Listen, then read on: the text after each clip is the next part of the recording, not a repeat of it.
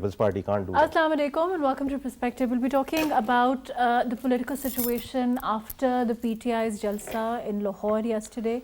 The ramifications of a political party like the PTI on the streets. Of course, the government has said and they maintain that they have the right to peacefully protest, to engage in any jalsas, political rallies, and that they maintain it has no significance on the government affairs, the day-to-day run of as far as government business is concerned. We also saw the NSC meeting happen today, and following that the press conference that came from Shah Mahmood Qureshi. Of course, according to the findings of the NSC, it seems we'll be discussing, of course, the findings of the NSC also, and it seems that the ramifications of that meeting itself, the conclusion of that seems to suggest that there is no ground for any conspiracy. We'll be talking about that. We'll also be talking about, of course, the demand for early elections that has been put forward by the PTI, the political challenges for the government at this time in trying to combat these kind of protests, and also to deal with the situation as far as the Lahore High Court directions pursuant to the oath of incumbent Chief Minister Punjab Hamza Shehbaz Sharif is concerned. All of that today on Perspective. I have with me Saeed Minhas, who's a senior journalist. Thank you for joining us today. Also, we have with us Muneeb Farooq, who's a senior analyst. Thank you for your time. Ji, Minhas sahab, overall at this time, as far as the political situation is concerned, certainly, you know, it's an day-to-day things seem to be changing, and we saw what happened as far as the Lahore High Court directions are concerned with regard to Hamza Shehbaz Sharif's oath-taking ceremony is concerned. Now, what do you think overall in terms of in the background of the Jalsa, in terms of the directions of the Lahore High Court, in terms of the NSC meeting, overall, how do you see the political scenario at this time?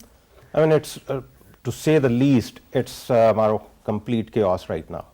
I think establishment is also, because the speed at which the things have happened, starting from that midnight coming of the Supreme Court into session, and the change of the Prime Minister in the office, and then whatever happened, we saw that within last 1 week in Punjab Assembly, all that hooliganism and hitting each other and things like that. So it's a total chaos in one of the biggest provinces in Pakistan and in Pakistan entire. And then on top of that, Imran Khan is hitting the roads again and again, and people are coming out to greet him, and people are coming out to support him, which is certainly putting a pressure on the entire system. And the third thing which is making it worse is that we have not seen any economic policy coming out from the government to give the relief on which this was the premise on which they launched that campaign. But isn't it too early to expect that? Also, we've seen Miftah. We don't want to see the immediate impact. We want to see the policy. The policy is not there. That what we are seeing now is people are finding more confusion, that they are going to revise the oil prices. They have been unable to control and check the prices of commodities in the holy month of Ramadan, and all these things. So all these small things, the intent is not there, and what we are seeing is still they are struggling to manage the ministries. They have allocated the ministries, but then of course the allies and the president is on their hit list, that whether they want to change that, and they want to use that office to give pardon to the convicts who are waiting in the wings in London. So that might be, there are so many things which are going on right now in the minds of the what you call the establishment of opposition, which is comprising of the three major allies, and then the genuine establishment of Pakistan also. They are also looking at these things from a different perspective. Let me come back to you. I'm going to go to Muneeb ji. Muneeb, overall, as far as the situation is concerned, as far as the economic situation is concerned, I don't know if you heard Minhas sahab, he's saying that of course the people want quick relief, but do you think that was realistic, considering the scenario in which we saw the change happen, we saw the vote of no confidence happen?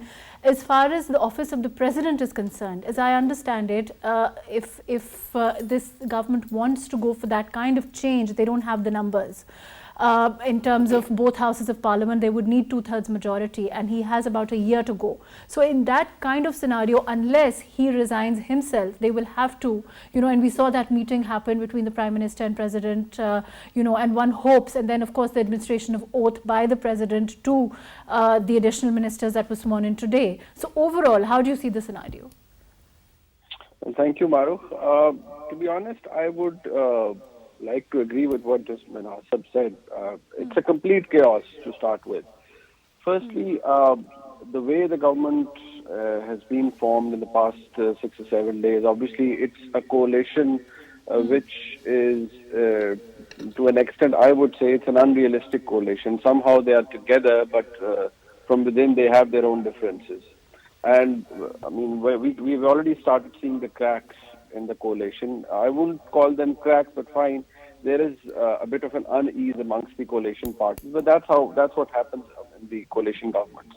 But having said that, first of all, if you look at the expectations that people have with the new government, there is no quick fix to the economy. It's going to take a lot of time to repair whatever's gone wrong. And somehow the people are thinking that there's going to be an immediate relief, which I'm sure there's not going to be one. There's going to be a springboard effect, if you follow me, about the petrol prices, the petroleum product prices.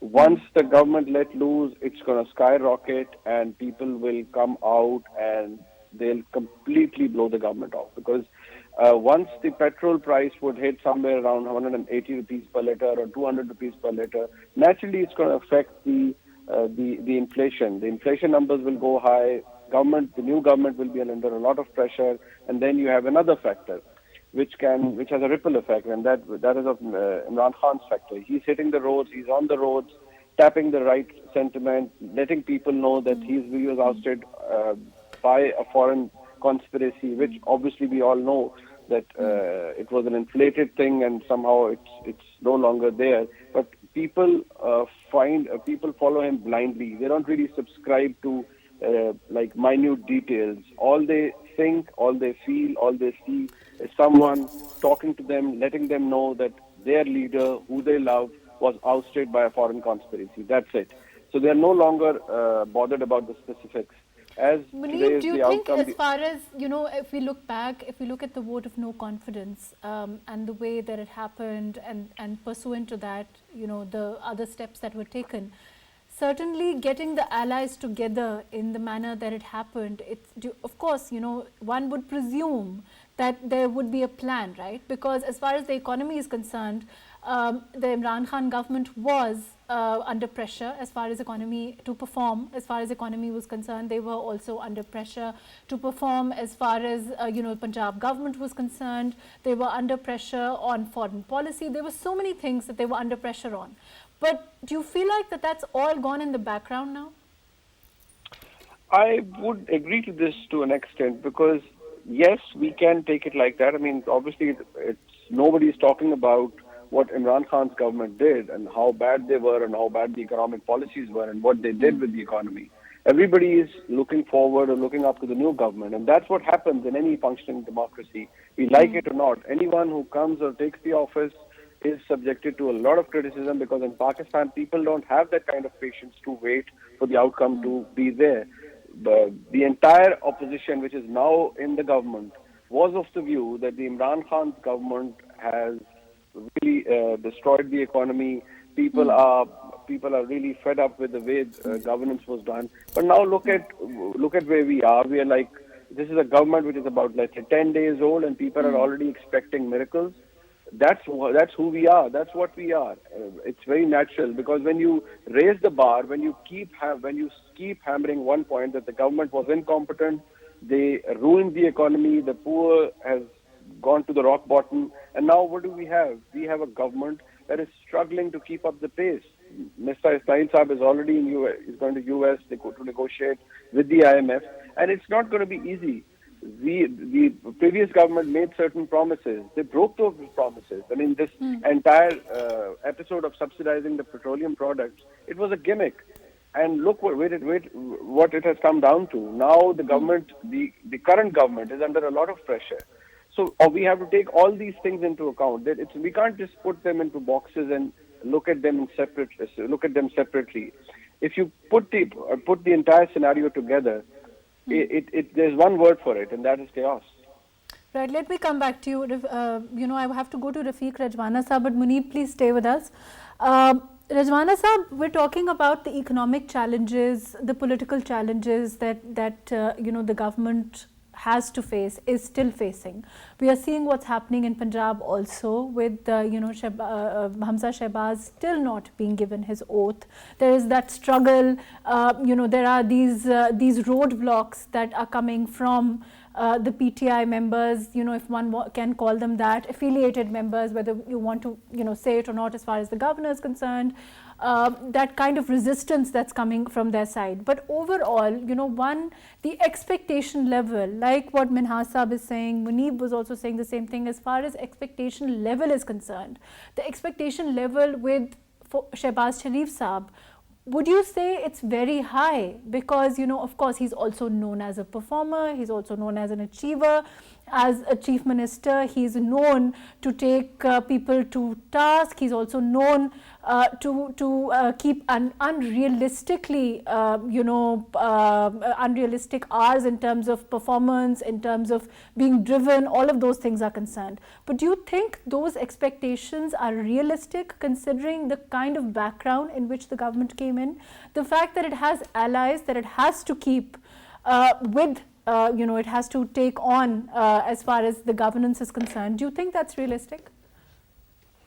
I think that's not realistic as far as the time frame is concerned, for the obvious reason that the people who were expecting some sort of good governance and delivery and taking care of the problems of the people for more than 3.5 years, they have been disappointed. That's why the people are expecting miracles. They are just thinking that everything will be all right within a couple of days. The situation with which we are confronted with by the present government, it's not the government of PMLN alone, it's the government of so many parties. So as far as the honest working is concerned, I am of the firm view that the government headed by Mr. Mia Shehbaz Sharif, he is working hard, but the gaps are so high, and the misgovernance was so grave in economic affairs and otherwise situations. So I think that it will take, rather I am sure it will take some time. It's the duty of the media also to convey to the people, to put this thing in their mind, that you have not to expect miracles or such like things, the recovery of economy and relief to the people in the shortest possible time. We have some time at our disposal. Whatsoever we can do, I hope the team is headed by a very competent and doer man, Mr. Shehbaz Sharif. He will try to deliver it. And definitely we are trying very hard. As far as the political challenges are concerned, I would say that political challenges, if we analyze what are the political challenges, one challenge is that everywhere the violation of the constitution is being repeated every day. He may be the governor, he may be some other head of any institution, say for the sake of the Honorable President. The Honorable President, after meeting with Mia Shehbaz Sharif, has given a good gesture that he has administered oath to some of the ministers today.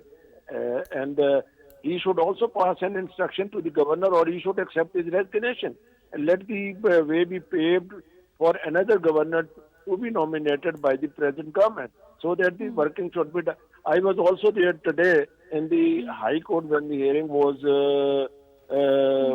being conducted in the court, even before break, after Jummah prayer.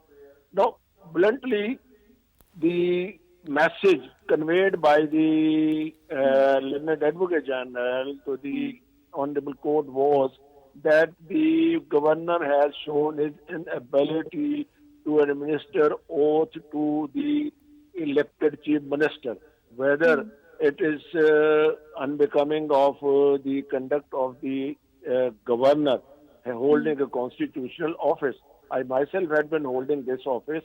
I would say that the person who is holding a constitutional office and who has been administered an oath under the third schedule of the Constitution, he is bound by oath he may be loyal to the party, no doubt. He has to be loyal to the party. But when there is a comparison in between the loyalty to be shown to the party and in between the following the constitution and following the oath already taken by the incumbent, then the governor has to follow that. In any case, some governor says that I am resigning because I cannot give the protocol to the new prime minister. Instead of saying this thing, he should have simply resigned from the office. So my analysis and my view would be that when we compare with the political situation and then the responsibility to be discharged under the constitution, under the oath already taken, then it has to prevail instead of the political loyalty to be shown that can be shown in other fields also. And I'm sure it's better when we settle within a couple of days, but there's no government change for the last so many days in Punjab. Right. It's very strange. So then the word that, I think has been agreed between Minhas Sahib and Munib is the, chaos that seems to prevail at this time. But, let me come back to you. Minhas Sahib, do you think the kind of resistance that is coming from PTI, the kind of resistance that we are seeing, the kind of roadblocks, so to speak, constitutional roadblocks, one has to call it flouting or exploiting constitutional provisions, laws. In this case, when you look at the situation in Punjab, if you look at what's happened as far as Speaker was concerned, you look at what's happening as far as President was concerned, it's a question of loyalty to, like Rajwana Sahib is saying, loyalty to the appointee rather than loyalty to the office. Wouldn't you agree with that? Well, there is no two opinion on that. Constitution is supreme, state is supreme, but then everybody's conduct is in question right now. Okay. Opposition, political parties, establishment. I mean, everybody's has been playing with this constitution, piece of paper. Somebody called it piece of paper, somebody called it holier than the thou sort of approach.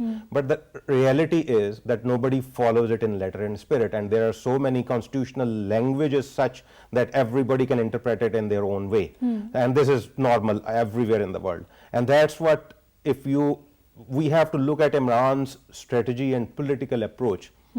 Imran has been showcasing his strategy and approach to play as a spoiler, than as a builder. I mean, he has been sitting here before his government for months, for at least 4 months, to showcase his will that he can be a best spoiler if you don't let him play according to his rules of the game. And now when he has come out of the government, he is again showing his street power and his ability to play with the system. I mean, if you recall that he is, for the last 1 month and so, he has been recalling himself and comparing himself with Bhutto. There are certain things which he is missing, that it is not 70s. Yes. It's that era was not the era of social media. This is a social media era. Which might work better for him, Imran Khan. And he is working better with that. That is why, because Bhutto did not have that, but then Bhutto had a very organized political force, which Imran don't have, unfortunately. Bhutto had more political acumen and he came from a political family, he did not. So there are some similarities and there are some differences. And then the problem with that is that Bhutto was raw at that time when he came out. He was raw in the sense that he did not run the government on his own. He was part of Ayub Khan's government. He was foreign minister, but he showed some skills at the world stage. And when he came, people liked him. And they gave him a chance, a 2/3 majority, rather sweeping the house sort of approach. But then remember that Bhutto was not tested, he was tested. And he don't have a very good bright record of governance. Which people seem to be forgetting, that's what I'm saying. The people are now totally forgetting that he does not have, he could not deliver on any of his promises. As Munib was rightly saying, that the governance is a complete question mark on Imran Khan. The team selection was a complete question mark. The selection and changing of the portfolios of the ministers almost every month sort of approach, it was questionable. Then the way they handled the economy, the way they handled the media, the way they handled the accountability narrative also. Yeah, accountability, the way they handled the courts, everything was questionable. So now the question is also arising on the establishment. That what do they want from there? Because for the last 3-4 months, they are trying to distance themselves as much as possible from all the political chaos. But that's not going to happen. That's what I want to come to. Do you think how practical is it for that to happen, considering we saw what happened with the president, we're seeing what's happening with the governor, short of telling people what to do, the alternative is the court. The court then, of course, its hands are tied has to function within the laws, within the time frames. And the result of that is we are seeing, either you go, let me come back to you. I'm going to go to Muneeb. Muneeb, we are seeing, there's a lot of criticism all around as far as, and it's giving the PTI a field day in the sense that there's criticism as far as institutions on the courts, there's criticism on, of course, the establishment overall also. But how practical is it, in your opinion, do you think, for them to completely sit out, completely, the neutrality narrative, or to detach themselves completely in this kind of a situation? Because, things are not ironed out at all. Muneeb, can you hear me? Yes, I can hear you now. Well, to be honest, the way things have panned out in the past 10 to 15 days, nobody could have predicted this. To be honest, the way things have unfolded, the way the entire narrative of foreign conspiracy, the way it came out, the way it was propagated, the way it was capitalized on, now there is a very, I would say, a distinct divide. And unfortunately, we are also bitterly divided, be it journalists, be it the political parties. Anybody who's siding with Imran Khan, for his followers, he's a patriot, but for the other side, he's someone who's anti-national, who's not siding with the country, and who's siding with the foreign power. So there's a bitter division. And in the middle of all this, you have the role of establishment, which is very important, very pertinent. And somehow they chose to be neutral this time. The only thing that Imran Khan's government lacked in the past 2 months was the support.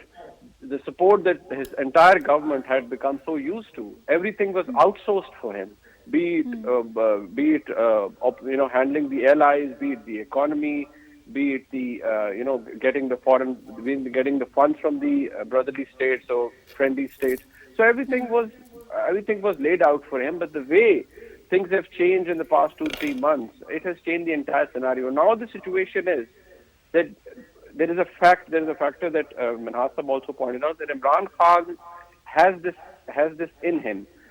He can have a ripple effect. He can destroy any political chessboard that you present in front of him, because he has the public support. Some people in the government may like it or not. People who show up in his jalsas, they are not bots at the end of the day. They are humans. There are people who come up from different segments of society. So we can't just say that he's gone completely unpopular and he's got no public support. That would be utterly wrong and an intellectual dishonesty to start with.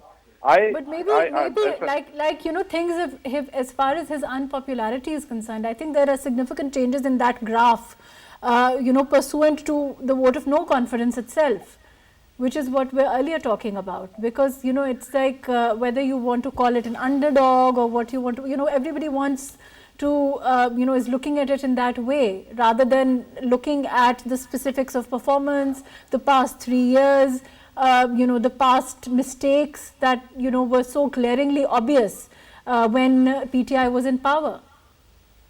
Well, frankly, I feel that Imran Khan has been given a new lease of life. Okay. Somehow, whatever he was doing, whatever his government was doing, his poster boys were a big flop. The entire mantra of accountability fell flat. Nothing came out. Billions were spent on accountability, and nothing came out, to be honest. But now, look where we are. Nobody's talking about his failures. Everybody is giving him his supporters. He's got a cult following. They're all talking about the support that he has. They are ready to believe that he was ousted by a foreign-funded conspiracy, which was somehow corroborated by the local players, the domestic players. We don't have to really assume who they are, but everybody is ready to believe that. I mean, he doesn't really have to shout over the roof or tell people that what's happened to him. He's already playing a victim card every day. Even yesterday, I mean, in the Jalsa, at the end, he talked about the foreign conspiracy, but he gave a hint. Then for those who committed the mistake, this is the right time for them to correct the mistake. Who was he referring to? It was clear.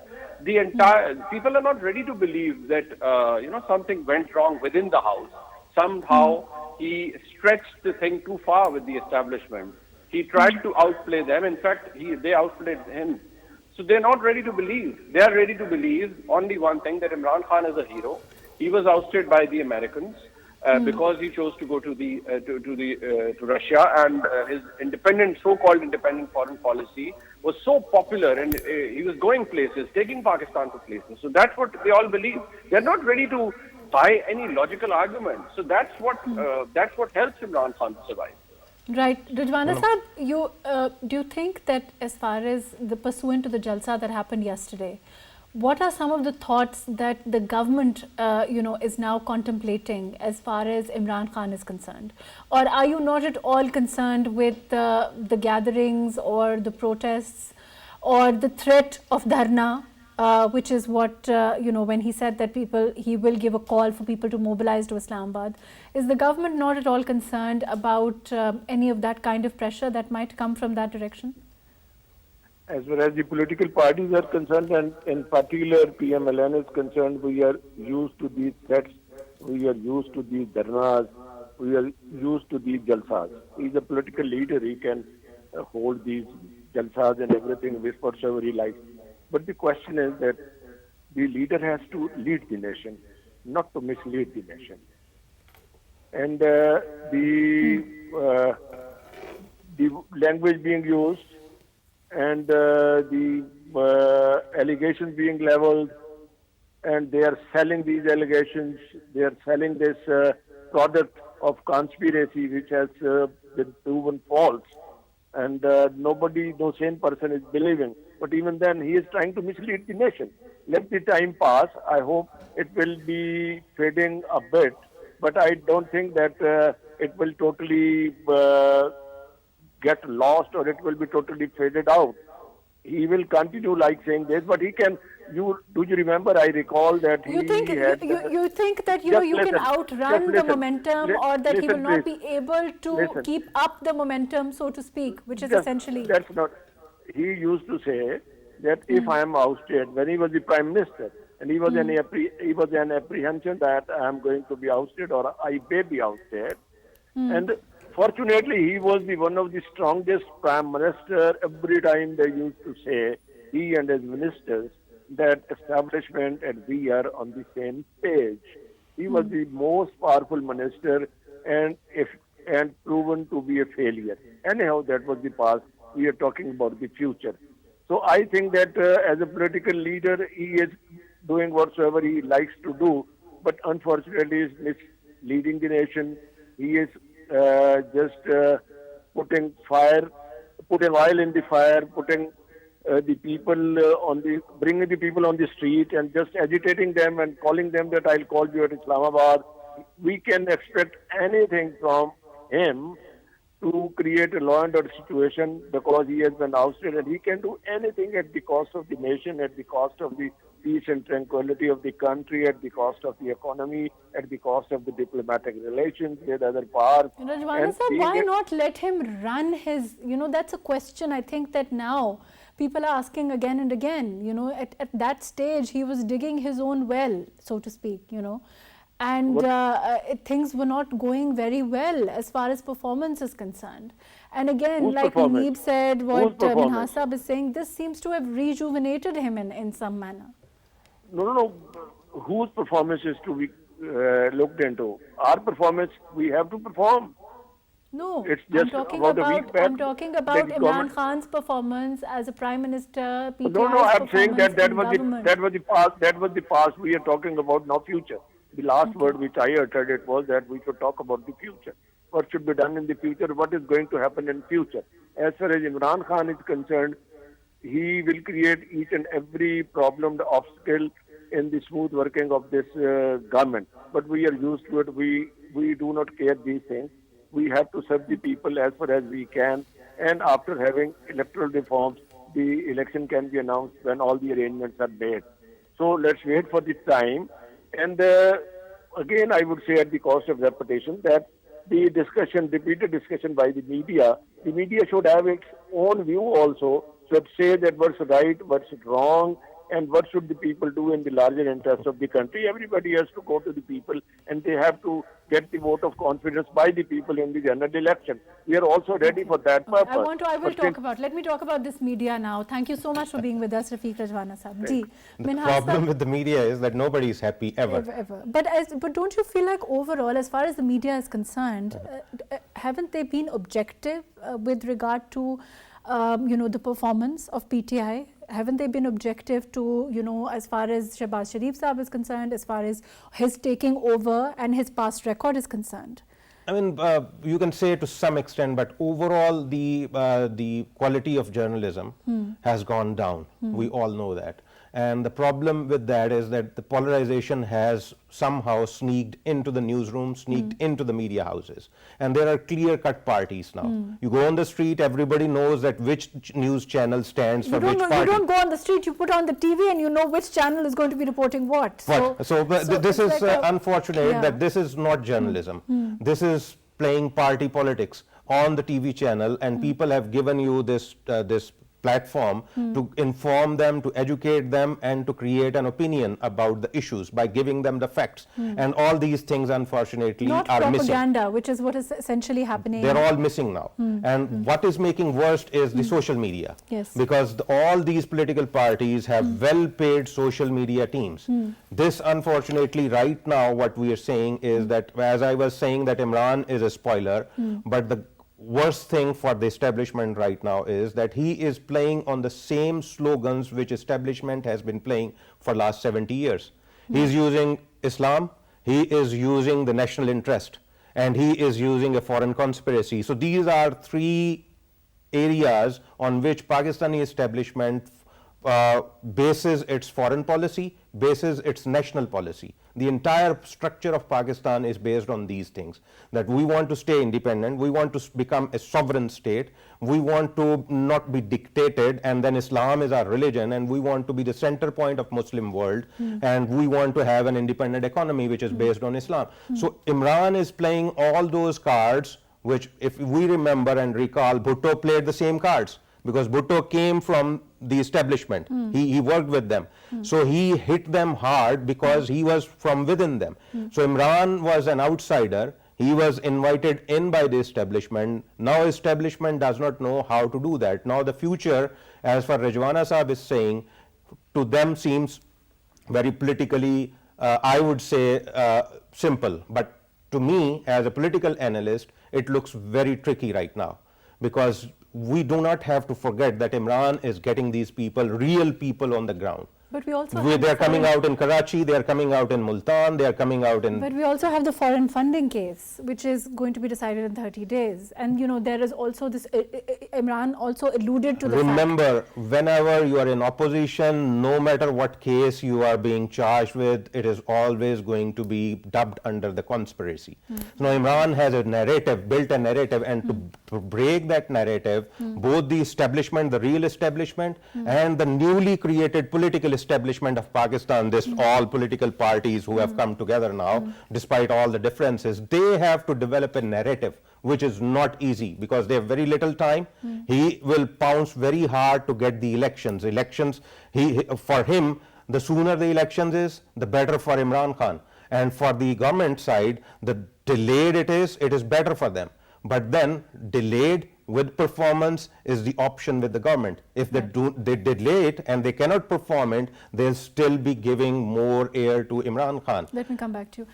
We have with us Barrister Saif. Barrister Saif, overall, as far as the situation is concerned, we've been talking about the role that the popularity at this time, as far as Jalsas are concerned. Of course, we are seeing as far as the government is concerned, it maintains that there's nothing to it, and it may continue, and it has nothing to take away as far as the dismal performance of the PTI is concerned when they were in power.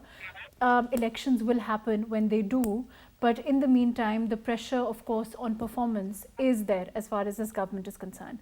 Do you think that, as far as the governor is concerned, as far as the president is concerned, we are seeing a lot of loyalty to the appointee rather than to the office? Isn't that glaringly obvious? Well, it's just the way you look at and the way you analyze situation. It depends on the approach that you adopt, whether it's a subjective approach or an objective approach. I believe that, first of all, insofar as the situation on ground is concerned, although there is a grouping of an artificial grouping of political groups, which you call the government at the moment. I don't think they have the strength to withstand the punch of popular support that Imran Khan is gathering around himself and around his narrative.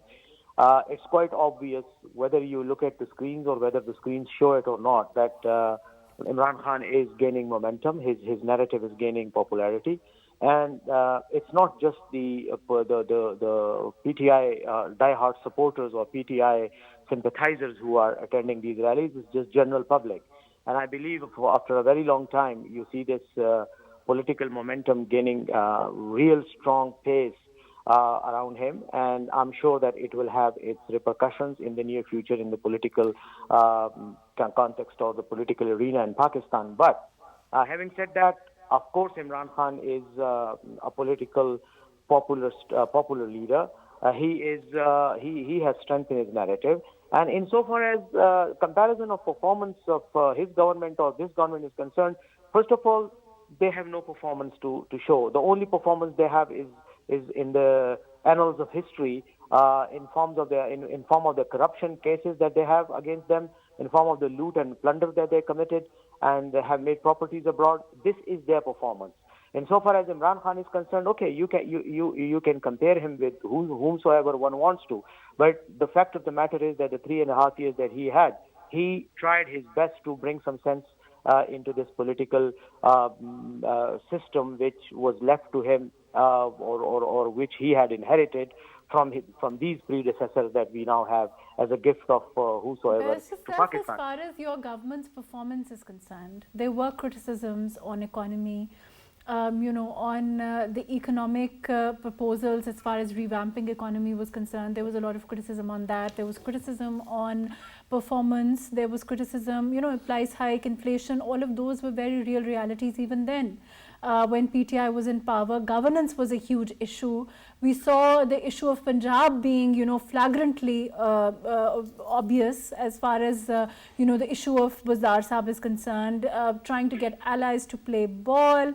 We saw, of course, the dissident elements within PTI also shows that there was this lack of cohesion within the party, response between or the kind of access that they would have liked. In a lot of cases, you may want to call it something else, but there is, these dissidents didn't vote during the vote of no confidence, but that does draw our attention to the reality of there being issues within the party. You see, I agree with your observations to the extent that you have kind of expressed certain observations based on your assessment of the situation, but I believe it's just one way of looking at it. It's not the only way of looking at it. I believe that there is another narrative or counter narrative or counter explanation to these observations. Yes. I believe that Imran Khan's government had problems. Nobody can claim that the government that he had or whosoever is in the controlling the reins of power has or had a very ideal form of performance during his tenure. Of course, there were problems. Of course, there were problems with economy, with law and order, maybe lack of law and order situation, administrative issues like.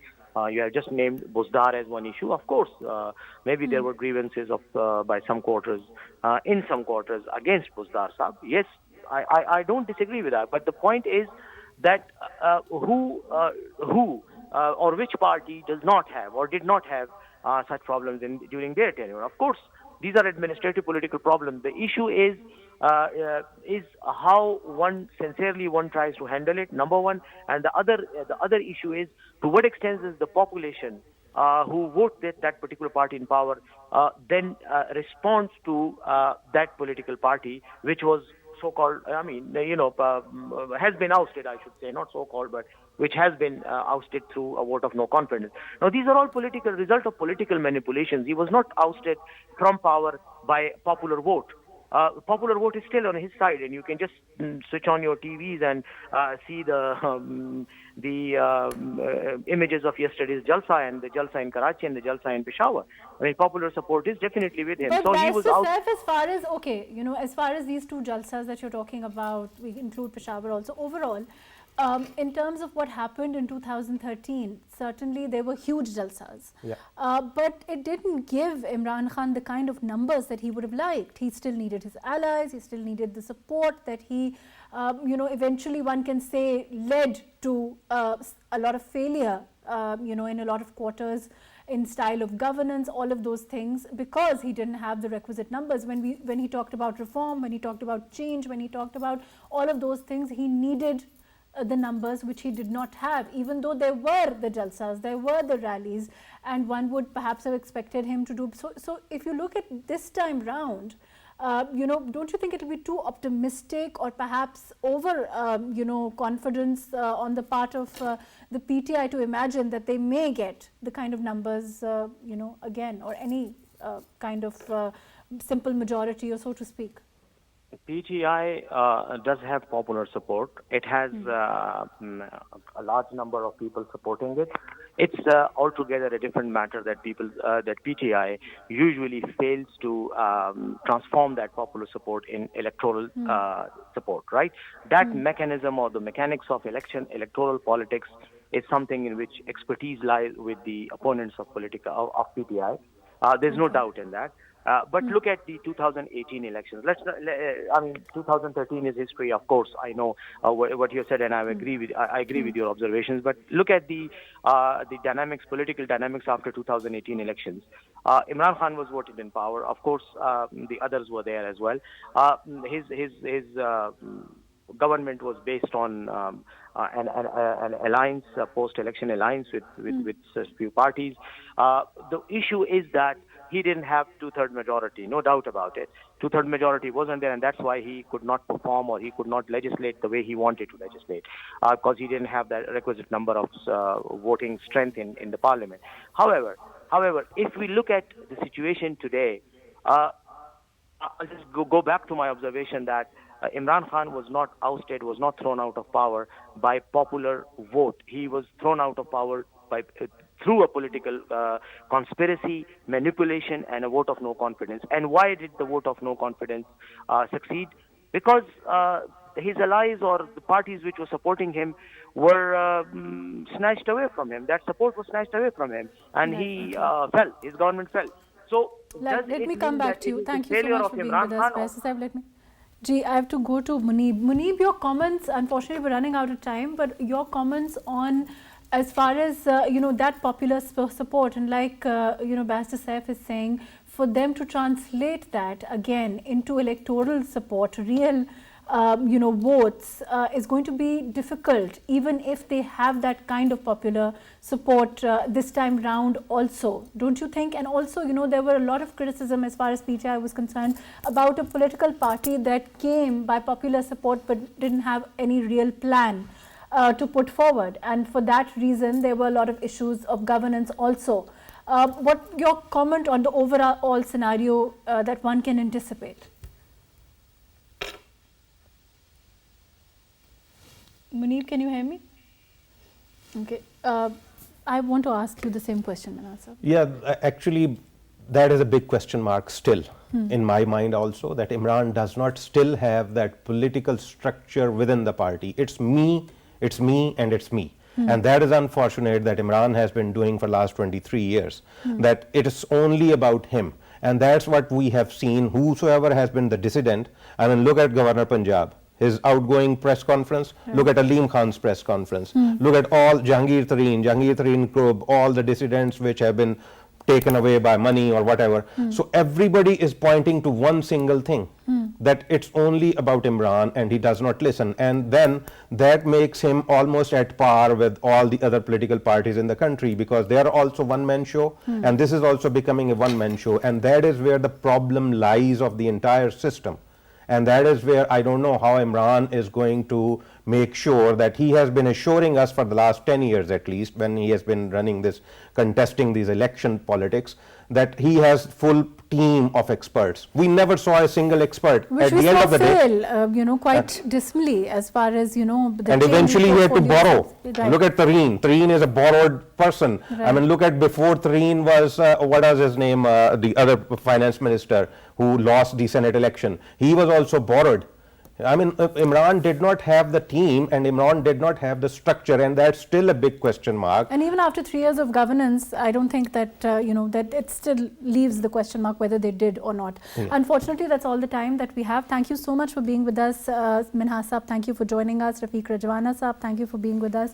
Muneeb Farooq, thank you for joining us today. Bassir Saif, thank you for being with us. Overall, as far as even if one can agree that at this time PTI has some popular support outside in terms of people attending the jalsas or rallies, one has to also see that as far as 3 years into the government, what did the party show in terms of performance? Also, a political party that may have the kind of support that they claim that they have, whether it can actually translate into electoral support, into numbers, because we saw that didn't happen last time. I'll leave you with all that to think about. Thank you so much for joining us today on Perspective.